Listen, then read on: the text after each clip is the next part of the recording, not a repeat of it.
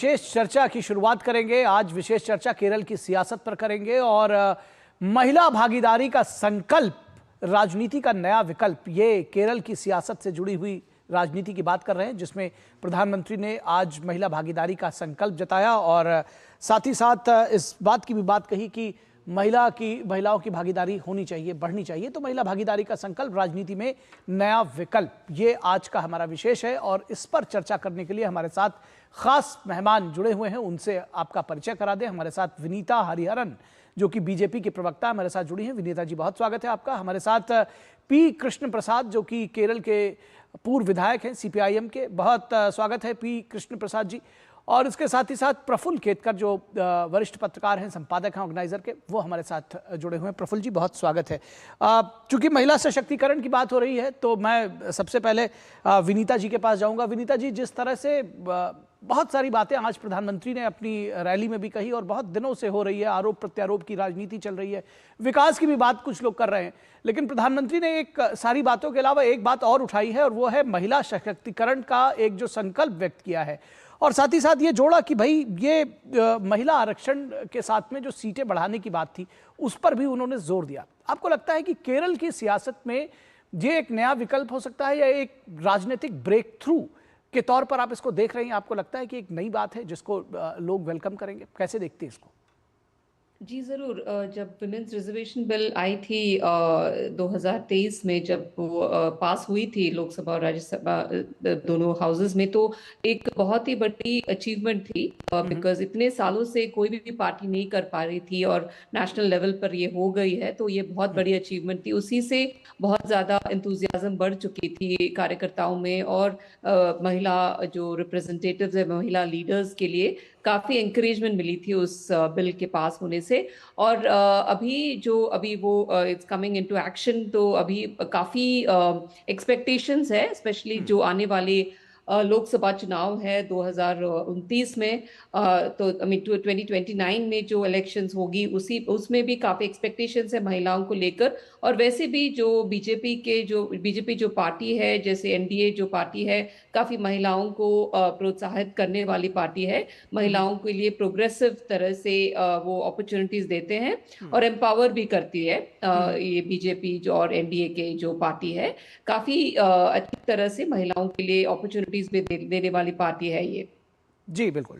इस बात पर रुख जानेंगे पी कृष्ण प्रसाद जी का। पी कृष्ण प्रसाद, ये महिला सशक्तिकरण की, विमेन एम्पावरमेंट की बात प्रधानमंत्री ने की है। आप प्रधानमंत्री की इस बात का समर्थन करते हैं? संसद में उनके साथ खड़े दिखाई देंगे? कैसे देखते हैं, या राजनीतिक विरोध जारी रहेगा? ये जो आपका आवाज पूरा सही रूप में नहीं आ रहा है, तो भी मुझे जो समझ में आ गया वो महिलाओं का भागीदारियों के बारे में आप बोल रहा है। ये सही है कि ये भाजपा का और आरएसएस का यहाँ सांगठनिक रूप में 13% 15% वोट शेयर है। और भाजपा अभी एक धंधे के रूप में, बिजनेस का रूप में राजनीति को बदल चुका है। और ये जो लोग आया है वो सिर्फ वो जो असेंबली कॉन्स्टिट्यूंसी है वहां से नहीं है, उन्होंने सामने वाले सारे डिस्ट्रिक्ट से लोगों को इकट्ठा करके बड़े पैमाने पे एक बिजनेस करने का तरह ही प्रोफेशनलिज्म का आधार पे ये सब कुछ करा रहा है। ठीक है सर, रैली के बारे में आप बात करिएगा। पी कृष्ण प्रसाद जी, मैं पूछना चाह रहा हूं आपसे, आपको मैं शायद मेरा सवाल ठीक से आपको सुनाई नहीं पड़ा। मैं ये पूछना चाह रहा हूं कि ये जो महिला सशक्तिकरण की बात हो रही है, महिला आरक्षण को लोकसभा में जो देने की बात प्रधानमंत्री ने आज कही है, क्या पार्टी आपकी सीपीआईएम, आप उनके साथ खड़े हैं या आपका विरोध जारी रहेगा, राजनीतिक विरोध जारी रहेगा इस पर? महिलाओं के साथ में हैं आप? ये जो हमारा जो महिलाओं का आरक्षण का जो बातें हैं, उसमें हम हमेशा प्रिंसिपल पोजीशन लिया है कि महिलाओं को आरक्षण का जरूरत है, उसका अधिकार है, वो देना चाहिए। अभी तक उनको नहीं मिला, वो उनका खिलाफ अन्याय है।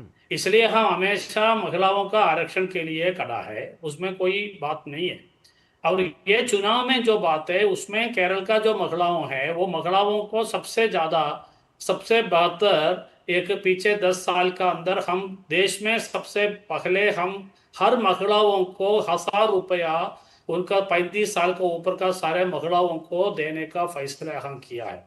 और उसमें 35 लाख महिलाओं को हमारा सरकार का तरफ से हर महीने में हम दे रहा है। और महिलाओं को, सभी महिलाओं यहाँ सबसे ज्यादा शिक्षा है और व्यवस्था सभी के लिए, रोजगार का व्यवस्था, शिक्षा का व्यवस्था, आवास का व्यवस्था, और हमारा गरीबी को हटाने का जो काम है। सबसे ज्यादा गरीबियों का दिक्कत महिलाओं को, बच्चे को पड़ते हैं, लेकिन केरल देश में सबसे पहले एक ही राज्य बन गया जहां आधी गरीबी को खत्म किया है। और अभी हमने ये अभी जो घोषणा पत्र है, घोषणा पत्र में हम ये बताया है कि 5 लाख जो लोगों को हम घर दे देंगे, और ये भी है अभी तक अब 5 लाख दे चुका है, और गरीबी को पूरा से पूरा ये सेकंड राउंड में बात कर लेंगे। महिलाओं को सबसे ज्यादा उसका फायदा मिलेगा। ठीक आपकी बात हम सेकंड राउंड में करेंगे। मैं सोचता हूं कि एक बार महिलाओं की जो बात है कम से कम फर्स्ट राउंड में इसकी बात रखें, और इसी पर हम प्रफुल्ल केतकर जी से भी उनके विचार जानना चाहेंगे। प्रफुल्ल केतकर जी, आपको लगता है कि ये जो महिला आरक्षण की बात कही गई, ये मुद्दा केरल की जो पारंपरिक एलडीएफ यूडीएफ की सियासत है उसके लिए ब्रेक थ्रू है? महिलाओं के सशक्तिकरण की बात करके प्रधानमंत्री ने एक नई बात कम से कम कही है, राजनीति का एक नया तोड़ है वहां के लिए, ऐसा देखते हैं आप? देखिए निखिल जी, हमको दो चीजें समझनी चाहिए। 1990 के दशक से महिला आरक्षण का मामला चल रहा था, और कभी वो जातिगत आरक्षण के मामले पर, कभी कितनी सीटें जाएंगी, वो 33% जाएंगी तो पुरुषों के खाते में से जाएंगी या नहीं जाएंगी, ये सारा डिबेट चल रहा था। और ऐसे में प्रधानमंत्री जी ने जो एक तरफ 2023 में नारी शक्ति वंदन अधिनियम आया, और उसके आधार पर अब 16 तारीख से होने वाले सेशन में फाइनली उसमें अमेंडमेंट होकर सीटों की भी संख्या निश्चित होने जा रही है। और उसमें प्रधानमंत्री जी ने आज दो चीजें स्पष्ट की। एक, जनसंख्या के आधार पर दक्षिण के किसी भी राज्य के सीट का नुकसान नहीं होगा। दूसरा, उसमें महिलाओं की जो सीटें होंगी वो अतिरिक्त सीटें होंगी। ये दोनों चीजों की स्पष्टता आना, मैं मानता हूं कि एक महत्वपूर्ण है, क्योंकि खास करके केरल में महिलाओं का वोटिंग ये डिसाइसिव होता है। और जैसे कि प्रधानमंत्री जी ने अपने भाषण में एक स्पष्ट रूप से एक कॉर्नर स्टोन रखा के जो माताएं बहनें हैं उनका विकास, उन्होंने शौचालय का हो या पीएम आवास योजना हो, सारे इसमें कितनी महिलाओं का योगदान, कितनी महिलाओं को ड्रोन दीदी से लेकर के और बहुत सारी महिला सशक्तिकरण की योजनाएं चलाई जी। प्रतिनिधित्व उसमें जुड़ जाने के कारण निश्चित रूप से बीजेपी और एनडीए को उसका एक सकारात्मक बेनिफिट तो जरूर मिलेगा।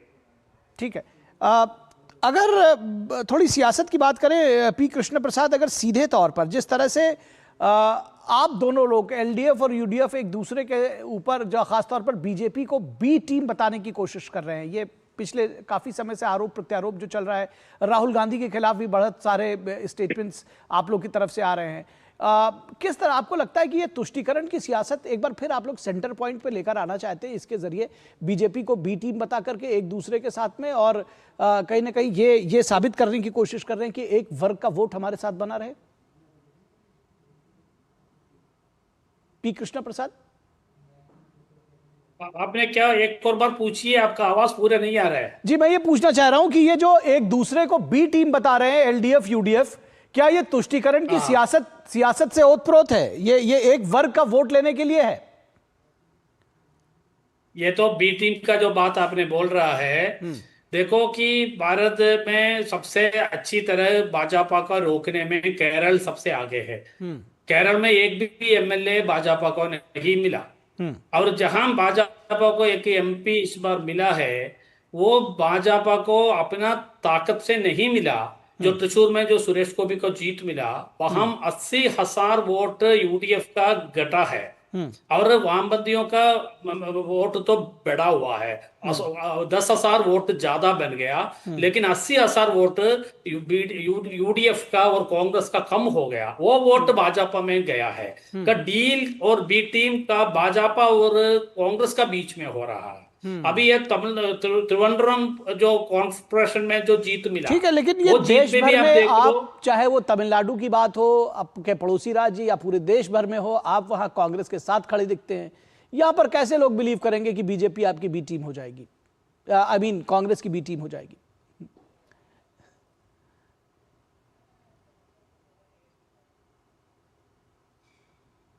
पी कृष्णपुर, आपका आवाज नहीं आ रहा है। जी जी जी, मैं कह रहा हूं कि देश भर में आप लोग कांग्रेस के साथ खड़े दिखते हैं, तमिलनाडु समेत, और यहां पर आप कह रहे हैं कि बीजेपी और कांग्रेस एक दूसरे की बी टीम है। ये बात किसके गले उतरेगी? नहीं, ये सही है कि ये भारत देश का जो राजनीति है वो यदि बहुत कॉम्प्लिकेटेड राजनीति बन चुका है। और अभी भाजपा में जितना भी ताकत मिला वो कांग्रेस का ताकत भाजपा में चला गया। अभी तक 200 से ज्यादा कांग्रेस का एमपी एमएलए भाजपा में हो गया है और 13 से ज्यादा मुख्यमंत्री भाजपा में चला गया है। इसलिए कांग्रेस और भाजपा में ये सब कुछ हो रहा है। और लेकिन भी अभी भी विपक्ष में सबसे बड़ा दल तो कांग्रेस है और भाजपा का रोकने के लिए ताकत किसी भी विपक्ष का दलों में अपना तरफ से नहीं है। इसलिए गठबंधन का राजनीति का साथ हमको जाना पड़ता है। तो अलग अलग राज्यों में अलग अलग परिस्थिति है, वो अलग अलग परिस्थिति का आधार पर ये सब कुछ ठीक है सर, देश की जनता इसको देख रही है, समझ भी रही है। आप कह रहे हैं कि राजनीति थोड़ी कॉम्प्लेक्स है, लेकिन लोग इसको बहुत सीधे तरीके से समझते हैं कि ये सत्ता की सियासत है, अलग अलग जगहों पर अलग अलग तरह से चलती है। आप कुछ भी उसको समझाते रहें, लोग समझदार हैं, अपने हिसाब से अपने तरह से उसको समझेंगे। विनीता हरिहरन, बीजेपी को ये लोग बी टीम कहीं कांग्रेस का बता रहे हैं, कभी आप यूडीएफ का बता रहे हैं, एलडीएफ का बता रहे हैं, लेकिन कैसे अपने आप को ए टीम साबित करने जा रहे हैं आप लोग इन चुनावों में? क्या कुछ करने जा रहे हैं? क्या रणनीति है आपकी? जी अभी एक हमारा कैरेक्टर रणनीति। चलिए सर, अभी विनीता जी की बारी है। जी जी विनीता जी। ठीक है। अभी ये जो ये ऑपोजिशन की नैरेटिव जो है बस यही बाकी रह गई है, उनको ए टीम और बी टीम की जो आरोप लगाते रहते हैं। जबकि आपने स्पष्ट रूप से कहा कि जैसे हमें सब पता है कि इंडिया अलायंस क्या है, इंडिया अलायंस में कौन कौन से पार्टीज जुड़े हुए हैं, और 2024 के लोकसभा इलेक्शंस में भी इन लोगों ने साथ हाथ जोड़ के उन्होंने कंटेस्ट किया था इलेक्शंस, और अभी असेंबली में आके एक दूसरे के खिलाफ लड़ते हैं। तो ये सबसे बड़ी मजाक वाली बात है। और जहाँ जितना वोटर्स है अभी आज के, जहां तक वोटर्स की बात है, सब पढ़े लिखे वोटर्स हैं, बस लिटरेट नहीं है लेकिन एजुकेटेड है, एजुकेटेड वोटर्स है, जेन जी है वोटर्स, काफी नए वोटर्स भी आ गए हैं। और ये सब देख रहे हैं जो बता रहे हैं ए टीम और बी टीम और सी टीम, तो इसमें कोई मतलब ही नहीं है, कोई कंटेंट ही नहीं है इसमें। लेकिन जब आप इसको कंपेयर करोगे कि जितनी जो डेवलपमेंट्स हुई है कंट्री में, ये जेन जी और नए वोटर्स और सारे जो एजुकेटेड वोटर्स है वो जानते हैं कितना हम फ्रजाइल 5 इकोनॉमी से फास्टेस्ट 5 ग्रोइंग इकोनॉमीज में हम आ गए हैं पिछले 10 साल में, मोदी जी के नेतृत्व में और एनडीए के नेतृत्व में कैसे भारत प्रोग्रेस कर रही है, ये सब देख रहे हैं। और ये जो नैरेटिव है इतना स्ट्रांग है, इतना content, it's not a narrative, reality है कि हम इतने आगे बढ़ चुके हैं। ये कंट्री जो है ग्लोबली अभी एक बहुत बड़ी शक्ति बन के उभर गई है इंडिया। तो इसके आगे उनको और कोई नैरेटिव नहीं है, तो ए टीम और बी टीम और सी टीम कह के रह जाएंगे ये लोग। जी जी बिल्कुल। प्रफुल्ल केतकर जी, आप इसको कैसे परिभाषित करेंगे? मैं उत्सुक हूं ये जानने के लिए, क्योंकि केरल की जो सियासत है, आपने पिछले दिनों में इसको फॉलो किया होगा। कोई किसी के आरोप लगा रहा है, राहुल गांधी को यहां पर कहा जा रहा है, लेकिन बाकी में आप गलबैयां कर रहे हैं। कैसे देखते हैं इस पूरी सियासत को? देखिए निखिल जी, हमको ये ध्यान में रखना चाहिए कि केरल का बीजेपी ऑर्गेनाइजेशनली स्ट्रांग होने के बाद भी सीट कन्वर्जन नहीं होता, और उसमें सीपीएम का वगैरह कोई क्रेडिट नहीं है। सीपीएम का क्रेडिट रहता तो सीपीएम बीजेपी को बंगाल में रोक लेती है, त्रिपुरा में रोक लेती। जी, सच्चाई यह है कि केरल की जो डेमोग्राफी है वो बीजेपी के लिए फेवरेबल नहीं है। और जब एलडीएफ यूडीएफ का कुछ सीटों पर जहां पे बीजेपी विनिंग पोजीशन में होती है, वहां पे टैक्टिकल अलायंस होता है और वहां पे वो शिफ्ट होता है, और उसके कारण बीजेपी को वहां पे सीट कन्वर्जन नहीं हो पाता। तिरुवनंतपुरम में और उससे पहले सुरेश गोपी की जो सीट थी, वहां पे दोनों जगह पे पहली बार बीजेपी ने ये करिश्मा करके दिखाया। तो ये एक दिखाता है कि आप जब यदि कंसिस्टेंट एफर्ट करते हो, और आज खास करके करप्शन, कम्युनलिज्म और वेल्थ में केरल के जो लोग हैं उनके सिक्योरिटी का इश्यू जिस तरीके से प्रधानमंत्री जी ने उठाया है, वो क्लियरली एलडीएफ और यूडीएफ दोनों को कटघरे में खड़ा करने वाला है। क्योंकि अभी केरल की पॉलिटिक्स में यूडीएफ और एलडीएफ दोनों मुस्लिम वोट का पोलराइजेशन करने के लिए, और इसीलिए वो बार बार ईरान के पक्ष में सरकार को भूमिका लेने के लिए एक तरीके से दबाव बनाने का काम कर रहे हैं। सरकार दोनों तरफ से बैलेंस करके चल रही है, और ऐसे में केरल में ये बहुत सेंसिटिव मुद्दा है, क्योंकि लगभग हर गांव से, हर परिवारों से कोई ना कोई व्यक्ति गल्फ में है। और ऐसे में ये एलडीएफ यूडीएफ का अलायंस, चाहे सबरीमाला वाला इशू हो, चाहे अभी कृष्ण प्रसाद जी ने सीधी भूमिका नहीं ली, लेकिन मुझे जहां तक मेरी जानकारी है वुमेन्स रिजर्वेशन बिल पर भी वो कांग्रेस की लाइन ही टो करेंगे। तो ऐसे में ये टैक्टिकल अलायंस किस तरीके से केरल में काम करता है, बंगाल में किस तरीके से, क्योंकि बंगाल में ये साथ में मजे की बात यह है कि बंगाल में टीएमसी और कांग्रेस सीपीएम मिलकर एमआईएम को बीजेपी की टीम बताते हैं। तो ये एबीसी टीम का, मुझे तो भारत की राजनीति में जहां पे मल्टी पार्टी डेमोक्रेसी है और फर्स्ट पास सिस्टम है, वहां पे किसी और पार्टी को बी टीम मानने से अच्छा है अपने एजेंडे पर या किसी को रोकने से। जब निगेटिव पॉलिटिक्स होती है कि हमको इनको रोकने की पॉलिटिक्स करनी है, आपको लाने की पॉलिटिक्स करनी चाहिए, तब मुझे लगता है कि सही में सकारात्मक राजनीति हो पाएगी। ठीक ठीक ठीक, निश्चित तौर पर, और सकारात्मक राजनीति की जरूरत है। फिलहाल जनता इसको बहुत बारीकी से देख रही है। बहुत शुक्रिया आप तीनों का हमारे साथ जोड़ने के लिए। और यहां रुकेंगे एक छोटे से ब्रेक के लिए, लेकिन ब्रेक